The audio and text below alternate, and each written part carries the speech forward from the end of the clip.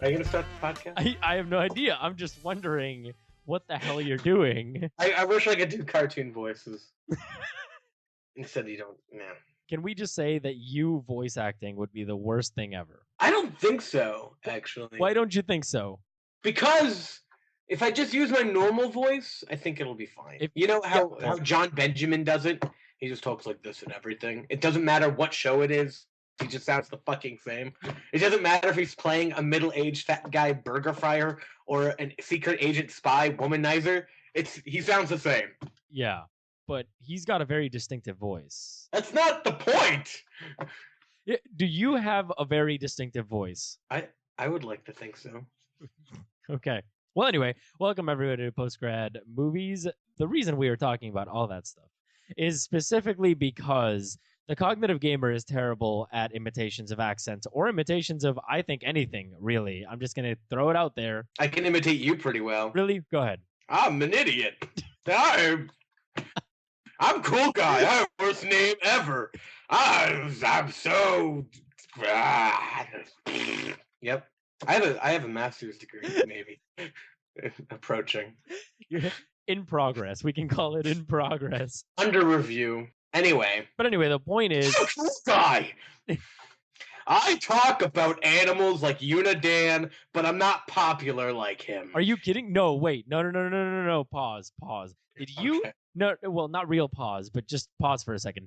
No, I got it. You can't even. You're like a white girl at a Starbucks. Did you? No. Oh my god. I'm not like a white girl at a Starbucks. Are you sure?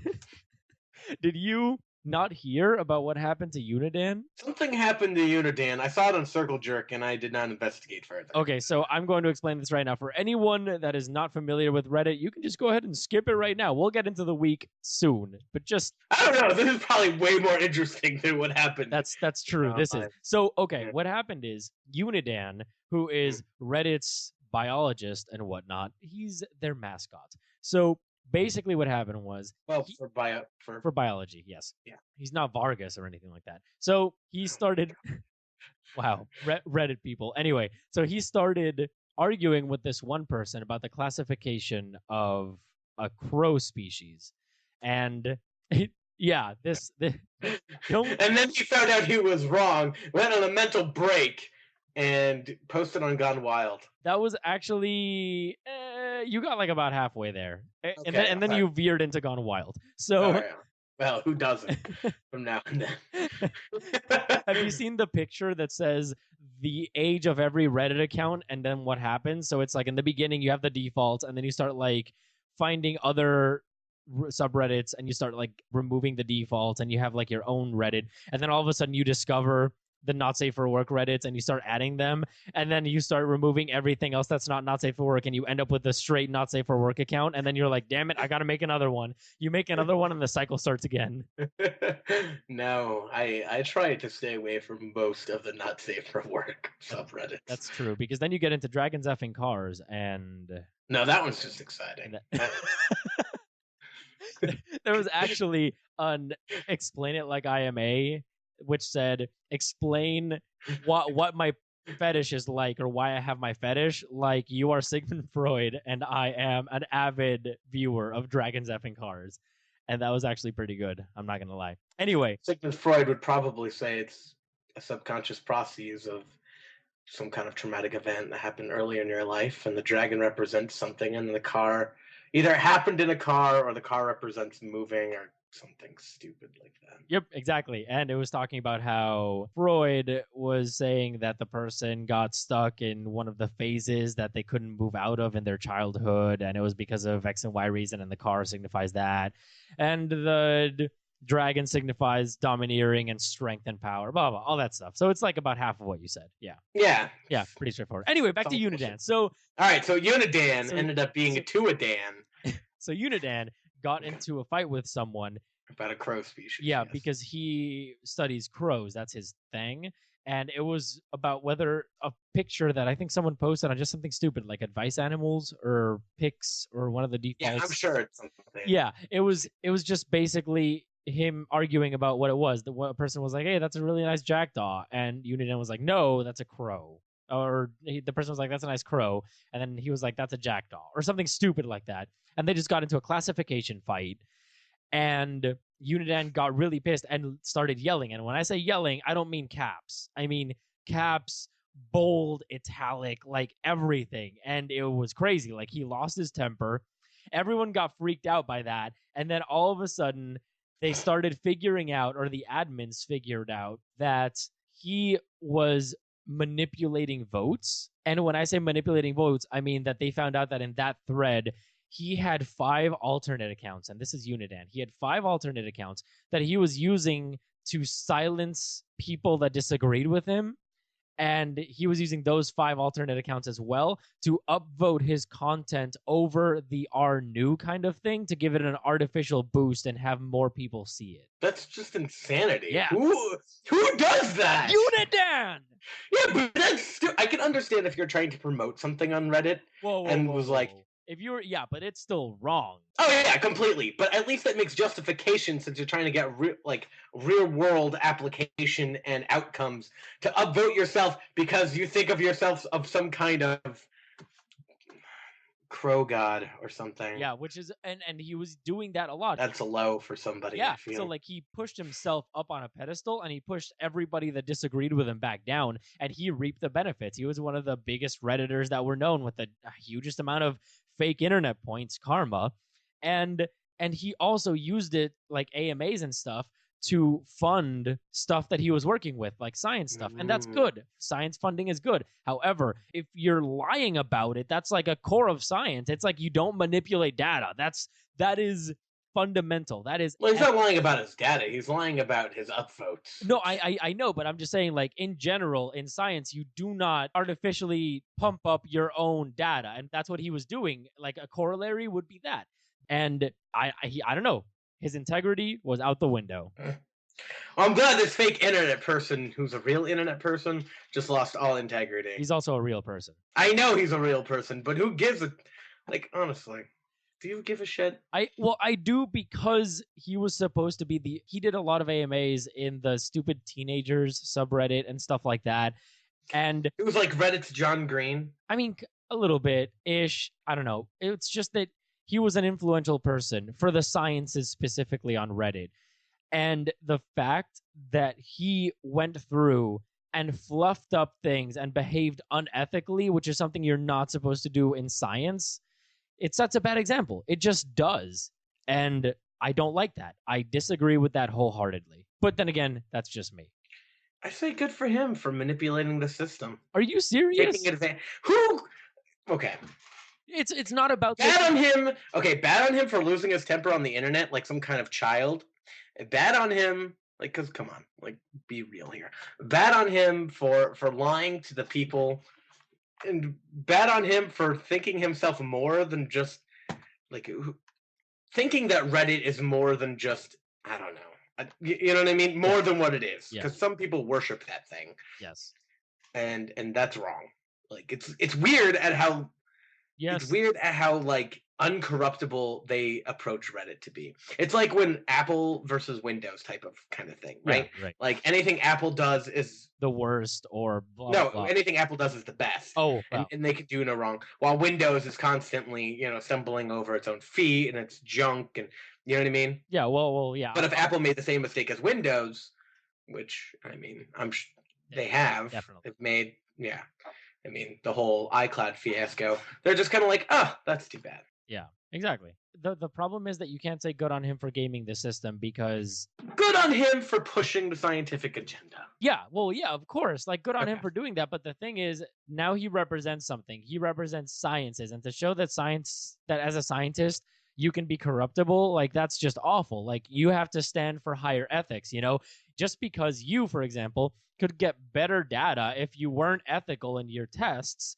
I feel like that's stupid. It doesn't mean... Like, just because I think, yes, in science you have to do it and everything. But outside of your professional job, I don't think cheating is going to, like, in one area carries over to the other area. There's been plenty of, I'm sure, philosophers, researchers, scientists in the past that have been non-corruptible, given greatness to the science or whatever, and probably been a complete shithole.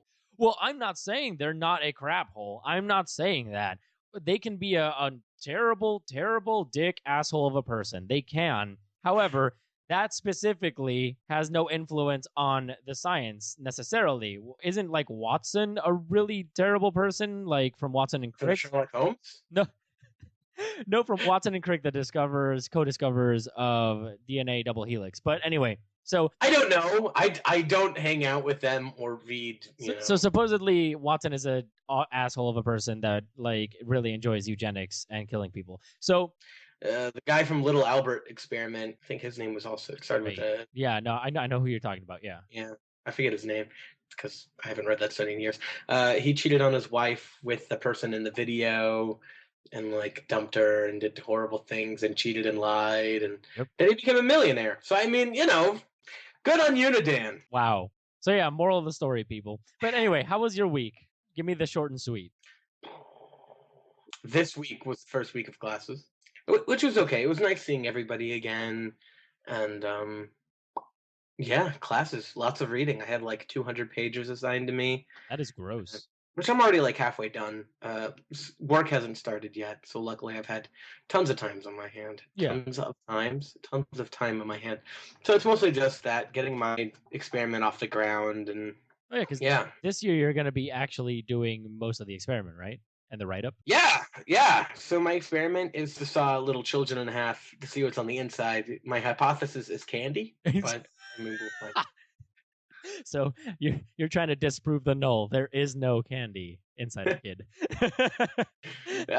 Oh my god, science jokes. No one's gonna get that. Everyone's like, why are they laughing? That makes no sense. Why can't we be Unidan? Damn it. Well, actually, I'll have you know that I am a commenter on Reddit. I have my own username, which I'm not going to tell anybody because that's weird. And I'm the Mafia. Well, there you go. But anyway, you see the garbage that I post. You really do post garbage. Though. I post such garbage. It is terrible. It is. Terrible. I need to make a new account, but then I look at like how much link karma I have, and I'm like, how can I give that up? No, like what you do is I work so hard for this. You post garbage, and then you just act like a dick in the comments. Yeah, because it's fun, and I don't give a shit.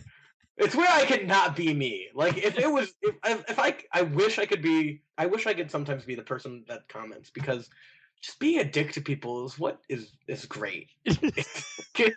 Like, have you ever been to a dick to somebody in public and you just don't feel bad for it at all? No, I've never done that before in my life. Okay, so I'm gonna tell a story. Okay. So Glitz and Tits and I went on a date. Okay. To Qdoba. That's where we're getting dinner. I know. We were going to a movie afterwards. But there's 2 different Qdobas in Fort Collins. And there's coupons, okay? And each one at one place you can just show up, have the coupon in your phone, show them on the phone, and they're like, cool, whatever, here's your 8 burritos. Oh, right, yeah. So we're at the line in the other one, and I get up to the checkout, and I'm like, so I have this coupon for burritos. The cashier said, oh, did you print out the coupon? And I said no, because I don't have to do that at the other store. And they're like, oh, so we can't take this coupon. And I'm like, fuck you. I literally said, I guess they're just dicks over at this one. Oh my god. And she just gave me a look. Like, I tried to keep my composure, but I was really upset that I could not use this coupon. I thought you were going to say that you were trying to keep your composure, but you were so close to bursting out laughing. Because I would have been. Why would I laugh? I am so upset. I have to buy this overpriced burrito. You are taking a person out to dinner on a date. If you have to overpay, you should overpay. I don't get me wrong. I don't care. She should know who I am. Well, she didn't know you at that point, or did she? It was like... If it was 3 dates in, you take your garbage and you leave right now. It was very early on in their relationship. And... yeah, I just don't. I get very serious about food. It's really weird. Like the first time I ever got mad at Glitz and Tits was when I had a burrito. It was another burrito story from Cafe Mex, and I only ate half of it so that I could have the other half for dinner the next day. And I show up, and apparently she ate the other half of my burrito, and I was so upset. I was so mad with her.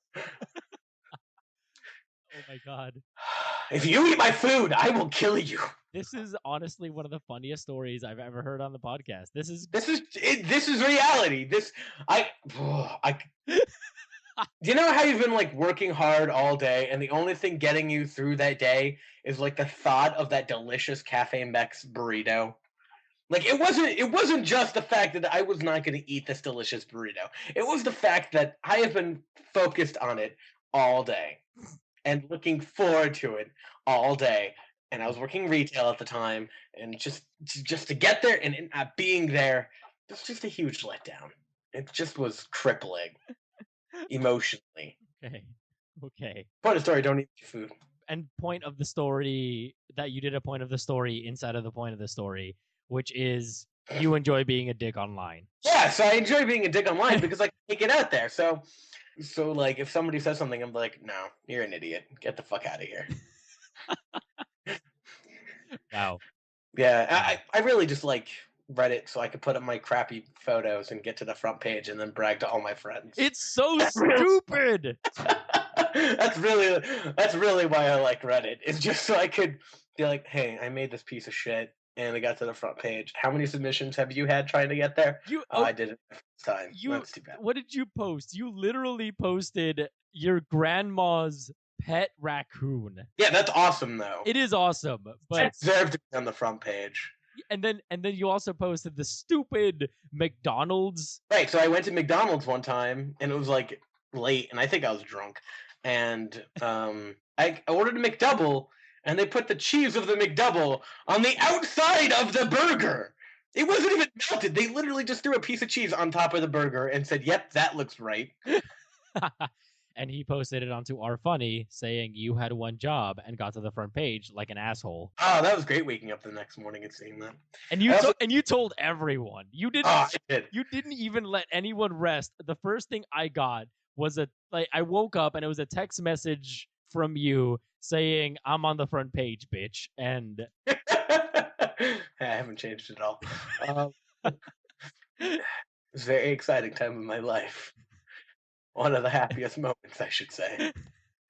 I mean, though, honestly, getting to the front page of Reddit is something that should be celebrated. Like, everyone was congratulating you because you got on the front page of Reddit. And it's true. I didn't even have to show my naked body. We're not even joking. We are not even joking. Getting to the front page, actual front page of Reddit is tough. Like, it really is. After you've done it a couple times, though, the effect wears off, I will tell you. After you've done it a couple times. You're a piece of garbage. I hope you know that. Like, I hope you rot. Anyway, my week was whatever. I did a bunch of school stuff. It was fine. Lab meetings. I had a ton of work, but I didn't have my scholarship meeting on Friday. It was cool. Like, we had a free day, so that was nice. Anyway, I'm pissed that he got to the front page. So we're moving on, okay? I got to the front page with pictures of animals, with stupid ass shit. How many goddamn times have you been in the front page? I think 3. Oh my god, you're the worst. That's like 1,000 karma for every one. This is why Unidan upvotes himself. Didn't he have like... I didn't even have to do that. I did it all on my own stupid self. He had 3 million comment, and I think it was 3 million comment and 3 million link or something like that. That's insanity. It is. But the thing is, he had his own Unidan army. Wherever he would post, these people would find it and upvote him. So even if he said, cool, he would get 1,000 to 2,000 upvotes. It was ridiculous. That is kind of insane. So the fact that he even needed to manipulate votes is kind of ridiculous. Yeah, I have a lot of stupid crap. A lot of my stuff actually has not been downvoted. Most of it has like more than 2. Yeah, which is impressive because you literally post garbage. Like, you have 3? You're laughing because it's just lies. Like, I just lie, and it's great. You do. You're that person that everyone says, like, that happened kind of thing too. Or that everyone comments not true or fake or OP is an FAG or whatever. You know what I mean? Like, you lie, you cheat, you post like really crappy things. And the thing is, you post so many of them. You have 3 front page posts, but really you have like 3 out of 50 that made it onto the front page. Hey, that's pretty good. Some people have probably been posting hundreds and have yet to see the caliber of upvotes that I have received. And the worst part is that their things, they have probably tons of stuff. Your things are like somewhat polished stones that might have gems in them out of like piles of turds. It's not even a diamond in the rough. It's literally you found a rock and you're like, I should crack it to see if there's anything nice inside. That's the kind of garbage that you're posting, except it's in a pile of turds, so it rises to the occasion. Yeah, like I asked Reddit once, do superheroes have to file taxes twice? Once as Clark Kent and once as Superman. Though that is a really good question. Admittedly, I thought so too. I was like, how do they maintain this? Does Superman have to like go through the office and be like, yes, I would like to apply for my social security number? Yeah. So what is the number in the beginning for Krypton? Yeah, that is what would happen. Yeah, but then, like, Superman, does he have to file taxes? Like, I'm sure the government hates his ass because how does he doesn't make money though? That's the thing. You would still have to pay taxes or file at least. I mean, I'm sure he gets donations and he gets gifts, which are taxable. Like if somebody gives him a check or something, he has to. But why would they give him a check? He can literally do whatever he wants. And he doesn't have to do any property taxes or anything because his home is literally in the Arctic.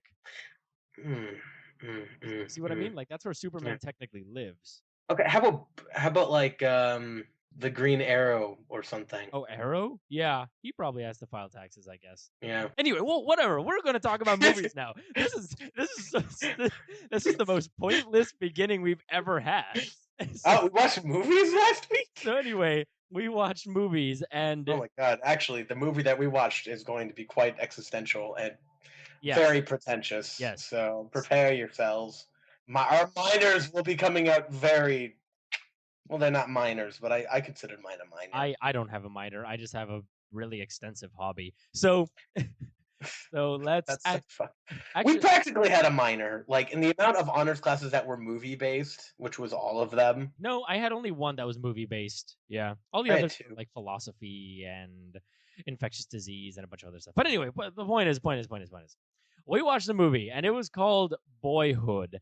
This movie on IMDb has an 8.8 rating. On Rotten Tomatoes, it's got a 99 with a 100 top critic score. And on Metacritic, it's got a 100%.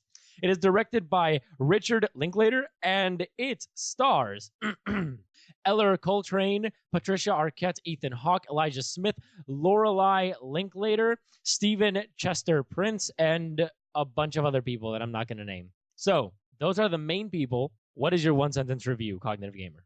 I had to write it down this time. Oh. An existential look at our society and growing up, the constant presenting of stimulus and reaction, and how it affects our everyday lives. Wow, that was pretentious. I told you. That was awful. That was awful in a good way. That's what I mean. That's what I mean. Okay, so let's see. For me, this movie made me cry. No. A+. No. Stars out of stars. This movie was excellent. However, it is something. I don't believe you. What? It is a movie that is excellent, but if when you're watching the movie you do not get flashbacks to your own life, it's because the movie is being too specific. What the hell does that even mean? I'll talk about it. Don't worry. All right, we'll talk about it. Okay. All right, let's talk about it then. How do you want to start with this movie? Actually, I know exactly how to start. This movie was filmed over the course of 11 or 12 years, and it stars the two actors who are brother and sister in the movie, and they got them when they were young. So when you see them in the beginning, that's them. And when you see them in the end, that's still them. It was filmed from when they were little kids in the beginning of being the beginning of kindergarten or whatever, all the way to when the youngest kid, who was the main character, went to college, which is insanity. We were talking about technical stuff and the filming and all that stuff and Gravity.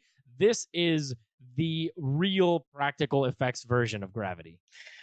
I feel like it's almost on the other extreme. Instead of being inventive in new methods and techniques, it's applying the same techniques and methods over a whole new yeah.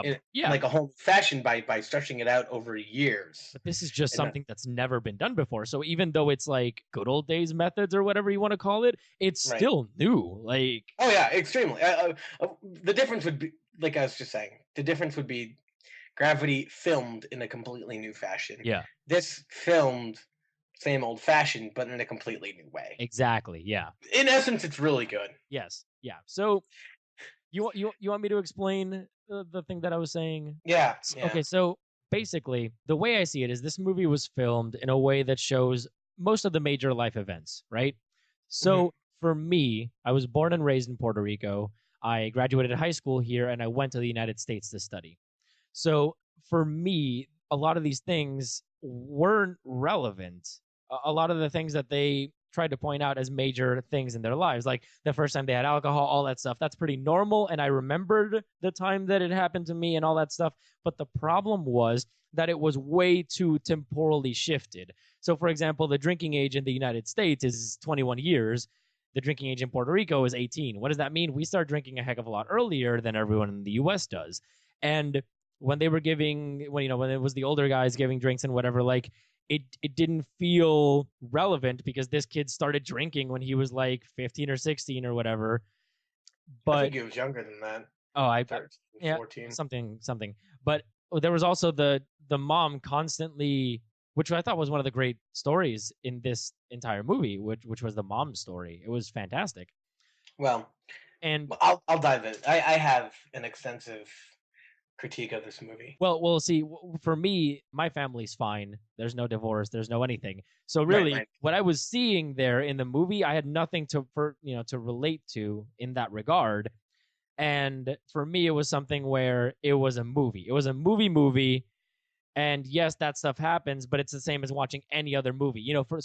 For a movie that wanted to show life, I guess, in general, just life, And I think that's very important to keep in mind, though, because this is supposed to be life. Exactly. And that is supposed to be, the protagonist is not the boy who's growing up. It's life. Yes. And there is no antagonist. The antagonist, again, is life. It is merely snapshots interwoven in a boy's life that has an undertoning meaning. So this means if you're going into this movie, do not expect some crazy Shyamalan plot twist. Exactly. When I went to the theater, it was a bunch of old people, and I don't mean to say that like old people don't get this movie, but it was like I think it was kind of missed upon them almost because it was about growing up in the 90s, right? Oh yeah, that's true. Yeah. So I mean that it's supposed to invoke nostalgia, and it will for various ages. But I actually grew up in that, so it was almost a little extra special for me. Yeah, like the Game Boy and all that stuff, and the GameCube. Right. Yeah. And I also just went through everything that this boy just went through. Yep. So I think it hit a little bit closer home just for that, because not the divorcing and everything, but more of just growing up, going through school, graduating, picking a college, so on and so forth. Pretty relevant, but don't expect any plot twist or anything. Like there was a scene where they're again drinking and the older kids are there and they threw a razor blade into the wood.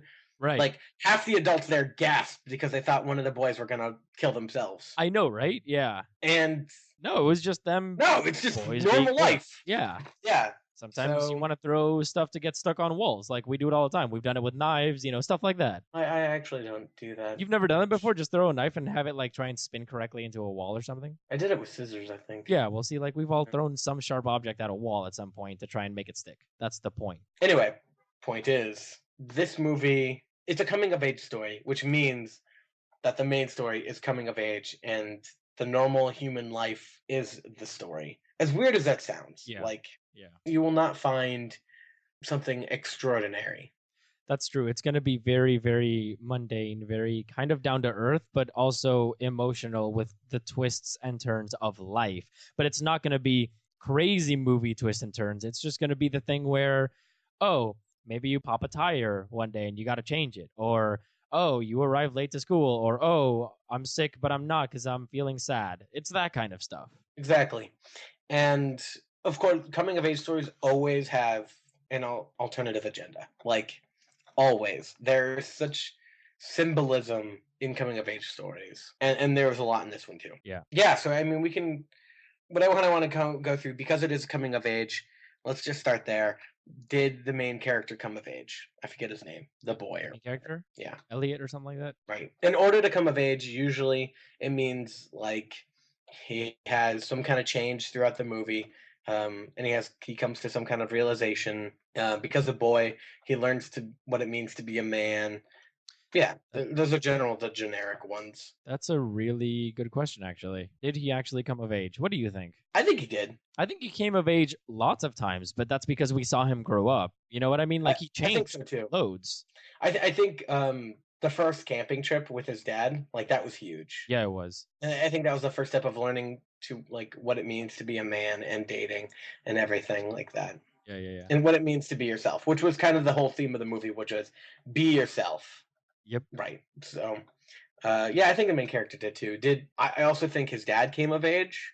He definitely did. And I think his dad was way more apparent than even the main characters. Can we take a pause for a second? Sure. To say how great Ethan Hawke was? Yeah, that was amazing. He was such a great character, and he was so. What was the character that he played? Because he looked like Shaggy from Scooby Doo. He did, yeah. But he was great. Like in the beginning, it was kind of weird. Like he was the deadbeat that you didn't really like, but then all of a sudden he became such a great guy. Right. He really became a great guy. I mean, like he stopped smoking. I mean, his changes are very visible, which I think is why he became religious. He settled down. He had a new child. Like his advice was great. He was always doing things with the kids. He turned out to not be a deadbeat, like just kind of a good guy. Yeah, he was always trying his best. That was the important part. It was the trying really hard for others, but not just for himself, but for others. Yeah, which I think was the total opposite of the mom, who I don't think came of age, and that was her issue. Yeah, she was stuck in the same thing. Like that's what she said. Oh God, spoilers. That's what she said. Yeah, we're gonna have to spoil this whole movie. Yeah. So spoilers right now for a specific moment. I mean, that's what happened when in the end she was like, "Is this all that life is?" When she was telling him when he was moving away, like I never thought that you would be just so happy to leave or whatever. And then that one actually hit me really hard because I was excited when I was going to college. I was excited to leave, mostly because I was going somewhere new and I wanted to, I was apprehensive, but I was also excited. And it made me think, since I was moving from Puerto Rico all the way to Colorado, it's thousands of miles away. I started thinking back and I was like, maybe was I too excited? What did my mom think? So right, exactly. So that scene really got me. Yeah, that was tough. That was a tough scene. And I hated it because the audience laughed, and I was like, "No, this is not a funny moment." They laughed? I think they just didn't know how to react because it was very sudden and it came out of nowhere. Yeah. Which was the point. Like it was kind of like the sudden realization that do you want me to get high? Okay, first off, before I get very symbolic and pretentious and shit. Wow. That kid was kind of a dick. Like he didn't even try to console his mom. He was just kind of like, "See ya. I'm sorry you're crying. Bye." Yeah, okay. I'm gonna go ahead and say over top just before you start your little spiel. Yeah. I did not like the main kid and the main girl. I thought they were terrible people. Oh, the main girl was like a total selfish asshole. Exactly. And I also thought that she was also a terrible actress. But... Yeah, well, the main guy and the main girl were terrible actors. No, the main guy did okay. He got better, but he was still not good. He was not amazing. She was terrible. Awful. Oh, those middle school years. That acting was so awful. terrible. Anyway. But luckily the medium was there and she really brought the acting. Yeah. So yeah. Okay, so anyway, go for it. Okay, anyway. So I think what the mom represents is, so the entire movie has this undertone of Pavlovian thinking, and they also brought up Berblow, which attachment. Yeah. A lot of psychology, obviously. Yeah, but then also, professor. Well, exactly. But also the main character, he keeps repeating on how we're kind of automatons, how we're robots, how we're brainwashing. Like this just wasn't like a phase. Like he kept saying it over and over and over again. Yeah, and the father also kept saying it. Right. And then the father kind of said certain things too that was along those lines. So obviously they're trying to get at the Pavlovian thinking is, I would say it's almost Skinner-ish, which they didn't get into, which is essentially like, here's what you're presented with, and you just have to react a certain way to get out of the box. Yeah. And you just do it over and over again, like you're a pigeon in a Skinner box. And that's what the mom did. She did exactly what society told her to do. And she never stopped to think about, is that what she wants to do? Is this what the kids want to do? I think it's quick to note that you never saw a scene where the mom did something with the kids. Every time the kids were out doing something, it was with the father. And it was really funny because the father said, like, to her, which was a really weird scene, when they were together, and they were celebrating the graduation of the main character, the kid. Mm-hmm. And the father turns to the mother and says, "You did a really great job with them." It shows his selflessness, and it shows her selfishness, kind of. Yeah, because she's just like... Yeah, it's the complete inverse. It should be the mom thanking him for the job that he's done with them. Well, it could be both. But she never congratulated him either, right? Yeah. Like, she's doing everything society tells her to do. Go to school, get a better job. This will be a better life. Marry a husband, marry another husband. Like, and how could she...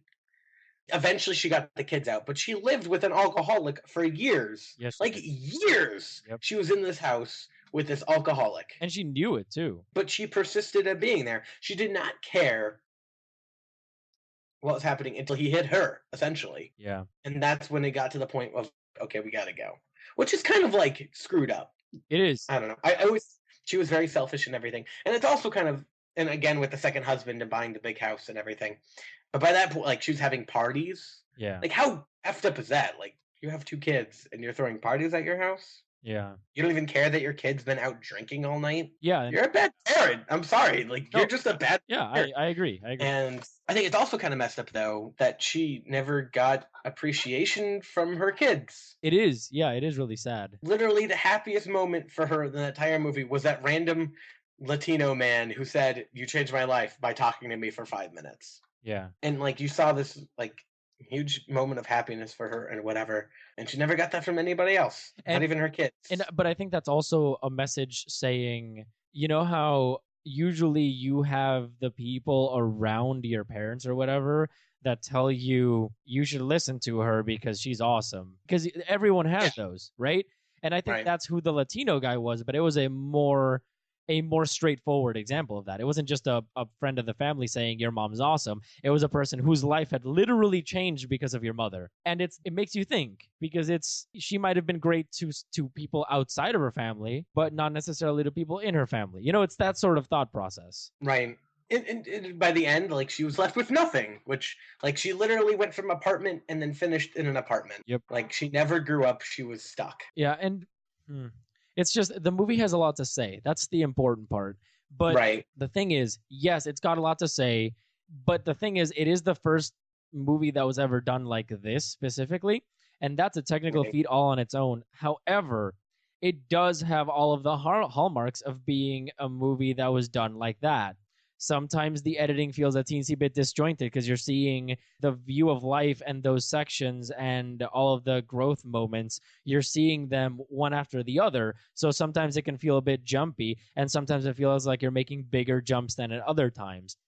Also, they had to choose the actors when they were young, so they didn't know their capabilities. So the acting wasn't that good, except for the main adults that were already really good actors and or actresses. I think the son did pretty good. God damn, the daughter was terrible.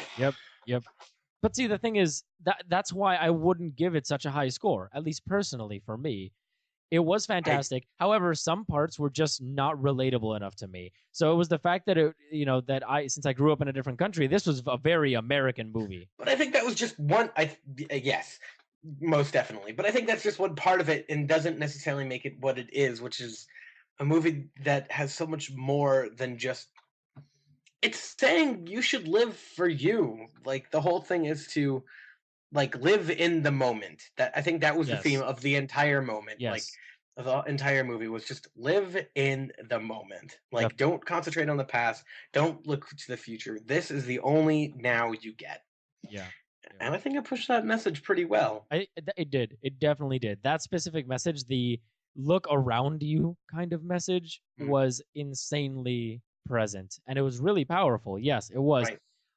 But again, I would hazard giving it something like a freaking 99, like it has on Rotten Tomatoes, or an 100 on Metacritic.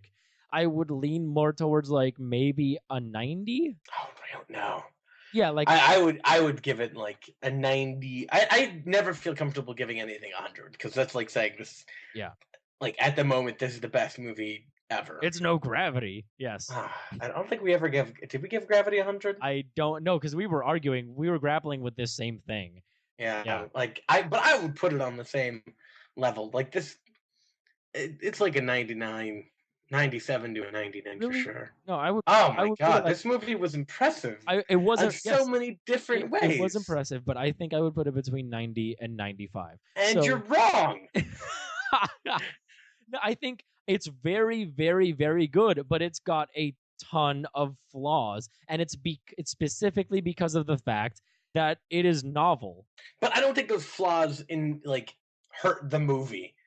The acting, yes, it does. It takes you out of the moment. I think a little bit. The relatableness because I'm a foreigner. Yes, it takes me out of That's not the movie's fault. It is the movie's fault. It's the creator of the movie's fault, which makes it the movie's fault. It's not the movie's fault. Yes, you can't relate to the movie just means because it's American. I can't. That's such a bad reason to discount. It doesn't matter. Sorry that it's such a bad reason, but it's the exact same reason that Captain America did not do so well overseas. It's the same reason that fighting anywhere but in the United States, any movie that has anything to do with outside the United States makes no money in the U.S. It's the exact same reason. But it doesn't make it not a I agree. It doesn't lower the quality of the movie, maybe by some arbitrary or some movie god levels, but on a personal level, for me, which this movie very much is, it's a very personal movie. It tries to be very, very, very personal, and I'm judging it as such. On a personal level, on my personal level, it is unrelatable in a number of scenes, and that's why it gets knocked down. If I had grown up in the United States, it would probably be way higher than that. I can see that. Yes. I could not. I'm going to tell you right now, I could not relate to a lot of those scenes either. Like, that just wasn't me. I was not looking at boobs on the internet when I was 8. Like, or even when I was 12. Yeah. Who does that? Like, I did not have a sister which I shared a bunk bed with. I didn't have to move. I didn't have to get a divorce. Like, very little in this movie had to do with me. I mean, sure, it's in America or whatever. Anyway, one final note about this movie is that it kind of, this is going to sound weird, it kind of had an Escape from Tomorrow feel. What? Like a voyeuric kind of feel in a lot of the scenes. Like, it almost felt like everything in the scene was unplanned. Like the scene where they go to the baseball game. Oh, that's because it was unplanned. They went in there and they filmed the game with the people react. They just said react, enjoy the game, and they did enjoy the game. And they just happened to catch the first time that these people, whatever they were, got a home run or in a long time or something like that, or they hit a really great ball. Like, it was crazy. So that reaction is real. Yeah, I know. I'm just saying, like, but I see. But like the guerrilla style, it was almost like guerrilla style to make it feel more real. Yeah. It wasn't as bizarre as Escape from Tomorrow. That's what I'm saying. I'm saying like from a stylistic approach. Anyway, I can see that. Yeah. All right. So I'd go watch this movie. I would go watch this movie. However, it is not a movie for everyone. So I know tons of people that if they watch this movie, they will get bored. Oh yeah, it's like also 3 hours long. Yeah, so. It is a long movie because you're watching a movie about life, and life is long. But yeah, that's the point. So like, if you want to watch it, go for it. We would both recommend it. It's a very good movie. Go for it. Why the hell not? And with that, we're moving to our Netflix movie spotlight. Totally not sponsored by Netflix yet. With The Conspiracy. On IMDb, it's got a 6.4 rating, and on Rotten Tomatoes, it's got an 86% with a blank top critic score because it's one fresh and one rotten. So if you were to average that out, it's a 50. And on Metacritic, it's got nothing, as in it doesn't exist. So this movie, kind of like this movie. Wow. And how it's a conspiracy. Yeah. We'll get there. So it's directed by Christopher McBride, and it stars Aaron Poole and James Gilbert. I'm not going to read all the other people because these are the main guys. What is your one-sentence review, CogGames? Manipulative. Okay, want more? All right. Yeah, a generic action thriller with a cliche ending with manipulative footage thrown throughout. It was kind of just bad. I don't know. Okay. All right. So my review is pretty damn interesting and great when it's being a documentary. Yeah, totally. Cliche with everything else. It just ruined it. It ruined it by trying to make it something not. The best character was Terrence, the crazy conspiracy theorist guy. He was such an interesting character. It like turned itself from a documentary into generic found footage kind of stuff. Yeah, it was like it went from, which we'll talk more about next week. But yeah, it went from this cool documentary style where you have like interviews and you're talking to people, and then it went to generic found footage, and it sucked when it did that. Yeah, it wasn't. It wasn't good. It just was really, really weird. And when it was a documentary, it worked really well. Like they had those shots of Terrence, the main conspiracy theorist guy, saying like, if I don't go out there, who will? Who will say things? And he says, it's not about me, it's about everybody else. Like I say something, and then maybe someone will think something, and that's important. And it was really poignant, and it was really powerful. Even if he was crazy, it's still something that really it got to you. And then you had interspersed with him saying that, you had all of these shots of him walking to and fro carrying these big and heavy planks of wood with all of his stuff on it, and he just seemed like someone that you just felt really bad for him, and you wanted to hug him, or you wanted to give him money because he looked like a homeless guy. And it was in that moment that I was thinking, God, I hope the rest of the movie is like this, because this is fantastic. Yeah, completely. Because I think it lost itself because documentaries are retrospective. Yeah, right, exactly. They're supposed to be like a look back and kind of have like this narrative overtone of talking and everything like that. And I did that for like the first 20, 30 minutes. And then like it just turned into like a generic thriller after that, because like a mystery thriller kind of thing. Yeah, but it was no longer retrospective. It lost what made it interesting. It did.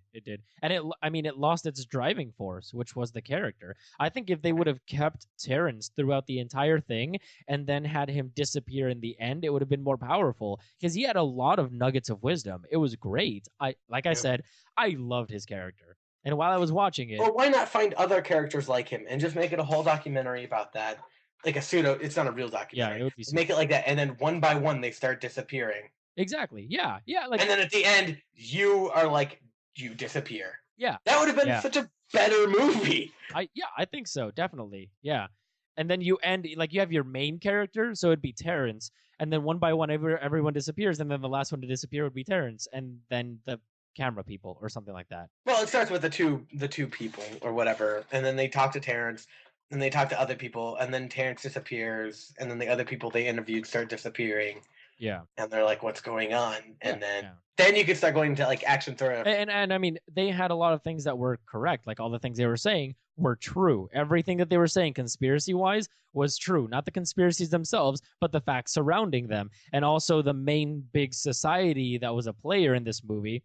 They're also true. And everything that they're saying is correct. And it's really weird, the stuff that happens around that society. It really is. However, it was really heavy-handed in the way that they did that. Again, I just think it would have, if it would have stayed a documentary. That is my one sentence review. If only it would have stayed a documentary. Yeah, I agree. Okay, so spoilers. Let's talk about the ending really fast. Okay. What'd you think? Well, in the end, he didn't get killed. It was all a joke. Like they were playing a joke on him. Because they knew that they were coming to infiltrate both of those people, and they caught them and they played a joke on him. And the guy that got fake stabbed, he went crazy, like he snapped and he had to go to a mental institution. And then that's why you see the other guy saying like, I'm just so upset about it, and he edits that movie as a sort of like, don't believe conspiracies kind of thing. At least that's what I believe happened in the end based on the dialogue. However, it was rather ambiguously weird. Yeah, I thought he was actually stabbed, because he says he went where Terrence went, and I just assumed Terrence was dead. Well, but then how would he have survived, and why would he have the footage? Those people would have just confiscated the footage. Why would this movie even exist?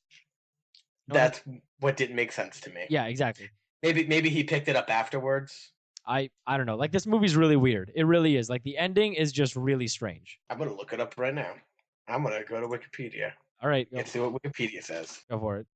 All right. So he flees, was caught. His hidden camera records their attack, but does not show his ultimate fate. In an epilogue, members of the Tarsus Club edit the footage. So that's important. So it's the Tarsus Club editing the footage and perform a series of brief interviews.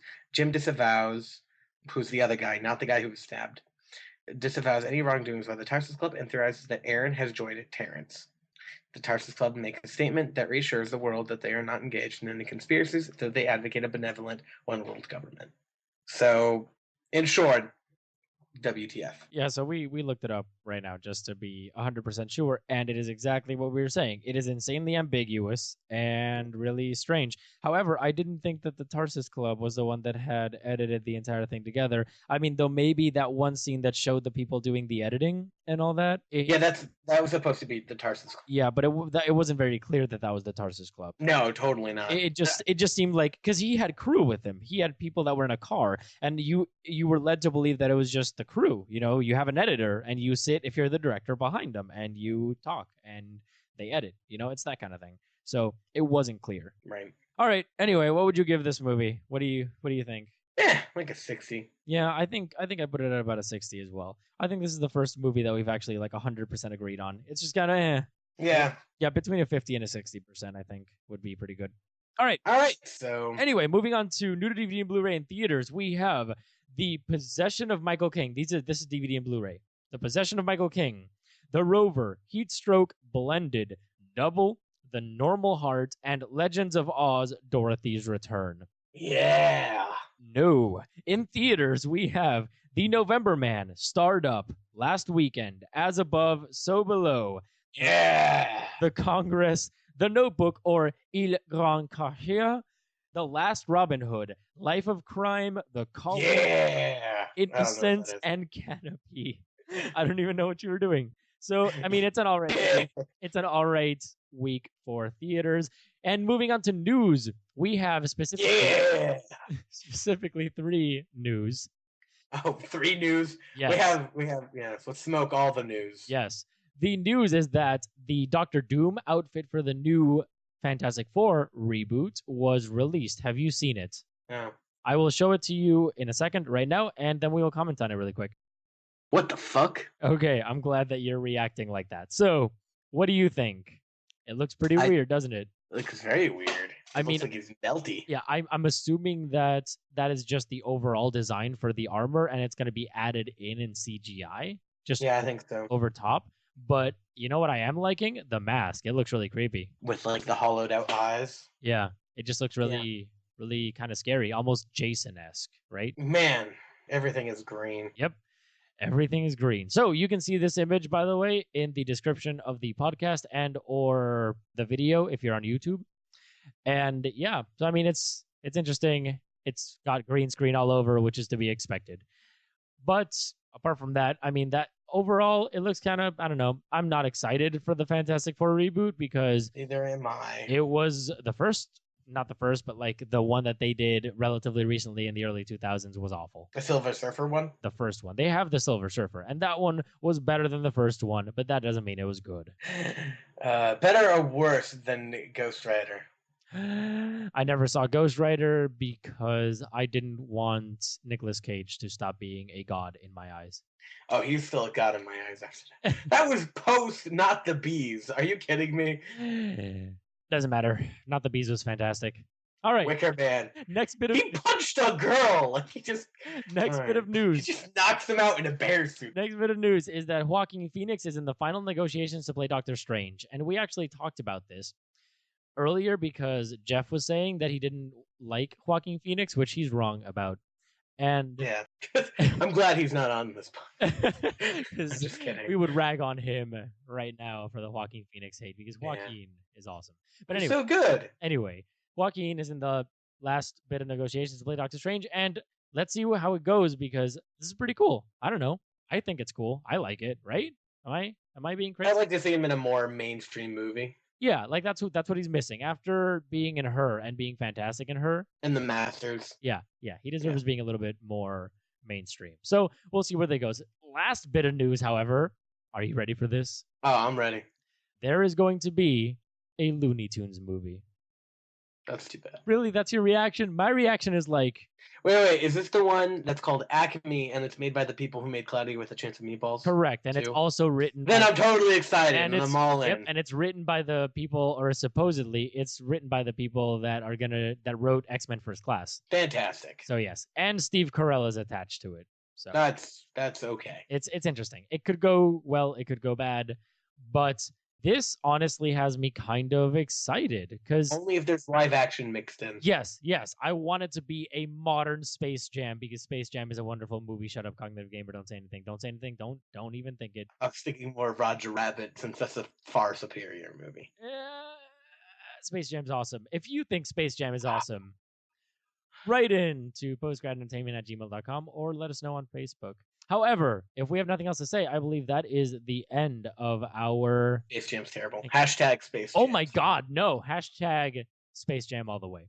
Anyway, thank you all for tuning in. I'm Cool Guy. He's the Cognitive Gamer. You can follow me on Twitter at... I'm Cool Guy. You can follow me on Twitter at The Right Pad. No, it's just Right Pad. I'm Cognitive Gamer. I hate it when people eat half of my burrito, and you can follow me at Cognitive Gamer. I'll see you next week.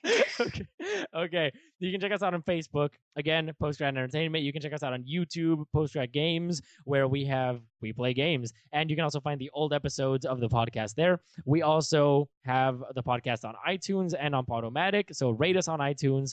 Listen to it on Podomatic. Do whatever the heck you want. You can subscribe. Be awesome. Let us know anything in that email that we mentioned beforehand. Give us suggestions for the Netflix movie, all that jazz. And also, I want everyone to know that next week is going to be a very special podcast because Nymphomaniac is on Netflix.